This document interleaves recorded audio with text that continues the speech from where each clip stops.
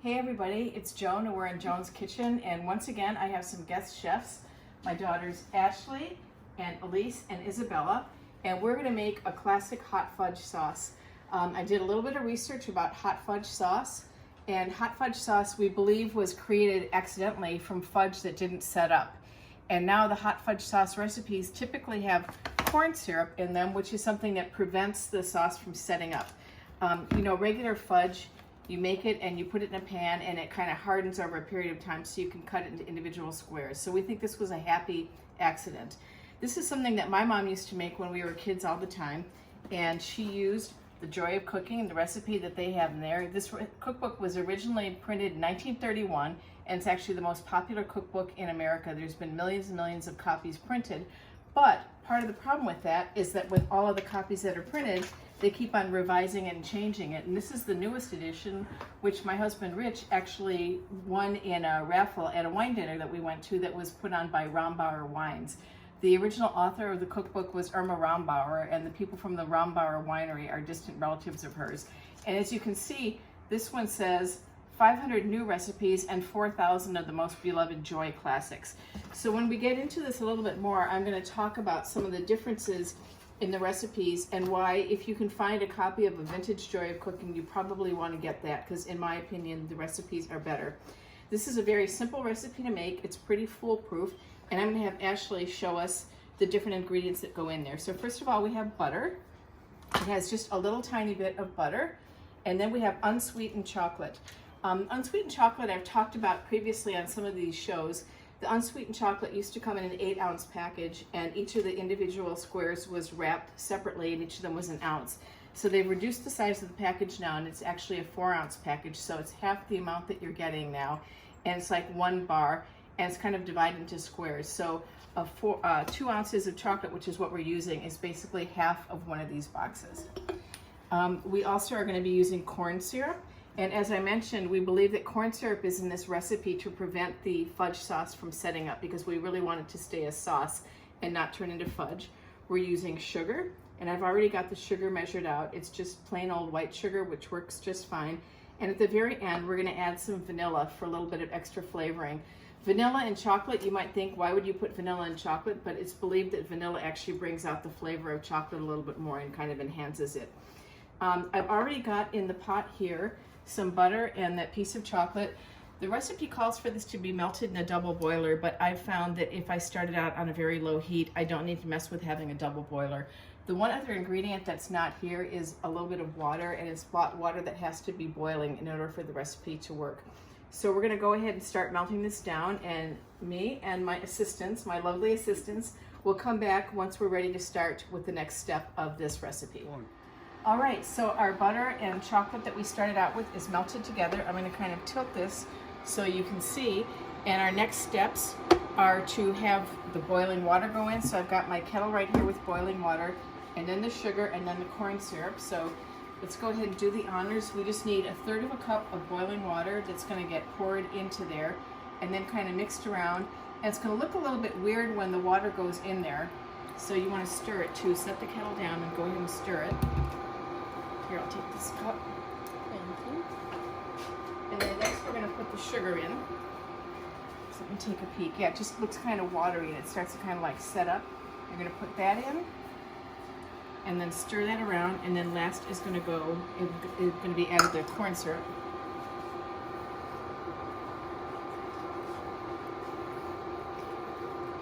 And what we're going to be doing once we get all these ingredients in there, here's the corn syrup, is we're going to bring this to a boil. So when you're making candy, there's different stages of candy making. There's a soft boil and a hard boil. It has to do with the temperature that the sugar gets to. And so this is going to be going to the soft boil stage. And the effect is that when we serve this on the ice cream, it's going to kind of solidify on the ice cream to make almost like a hard caramel, but a chocolate flavored coating.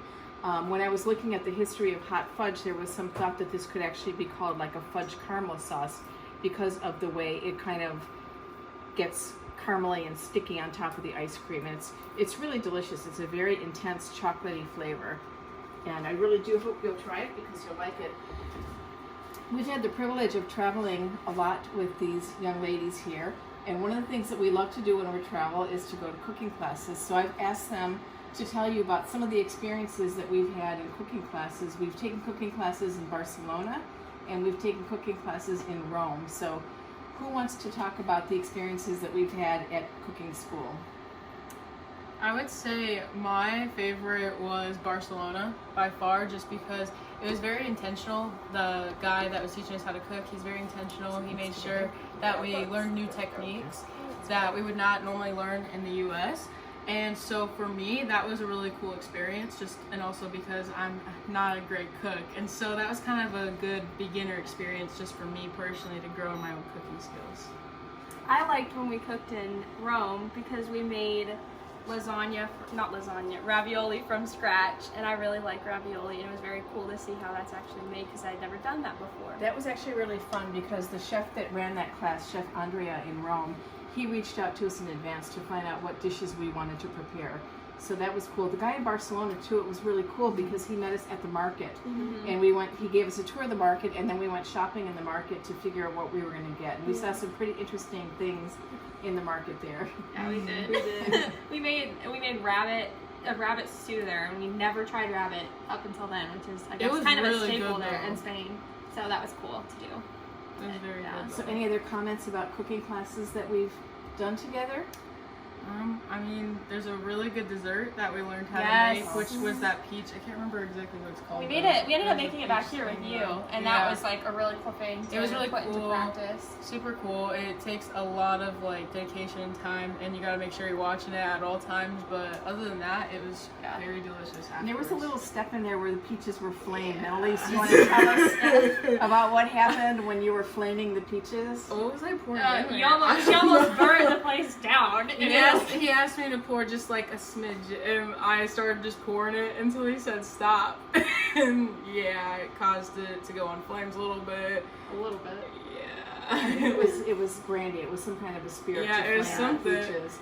And I mean, the little critique that I would have was that he didn't really tell you before what was going to happen. Yeah, and so the idea was to have the alcohol catch on fire, but it caught on a big fire, more than we were expecting. Yeah, more than what he expected. But I think none of you will ever make that kind of a mistake going forward. No, never. No, never. So we need to get this boiling. It's already starting to boil. When it comes to a boil, we let it boil for about 2.5 or 3 minutes. It's starting to boil around the edges. And that boiling is what's going to get it to the softball stage, which is the candy making process. And that's also what ultimately is going to have it be kind of hardening over the really cold ice cream. So we're going to stop the tape here for a second, and we're going to go and dish out some ice cream and come back when the sauce is ready. Pour it over some ice cream so you can see what it looks like when it kind of hardens, hopefully, over the ice cream. So we'll be back in a few moments.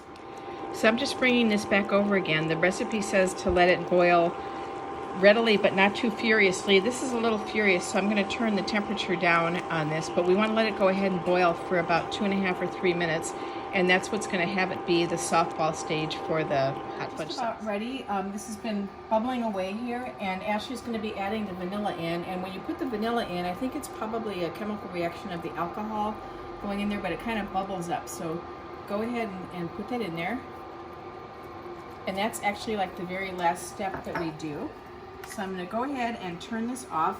And we're serving this today over some fabulous ice cream. This is from Cincinnati Graders. This is one of my favorite local ice creams, and I'm very thankful that we can get it here in California now. We're just doing a regular vanilla bean ice cream today. We've already got our ice cream scooped. So now we have our moment of truth to see if this sauce gets kind of like caramely and a little bit hardened when we put it on top of the ice cream. So who wants to do the honors of scooping some out onto the ice cream? You will. Okay. Okay, ready? Let's just pour it on top of the ice cream. Moment of truth. Moment of truth. And the idea is that the sauce, when it's the hot sauce is hitting a little bit more, when the hot sauce is hitting the really cold ice cream, it kind of gets like almost like a caramel consistency, and it looks like it's going to work. So let's see. So who is going to be the taste tester here? I will. All right.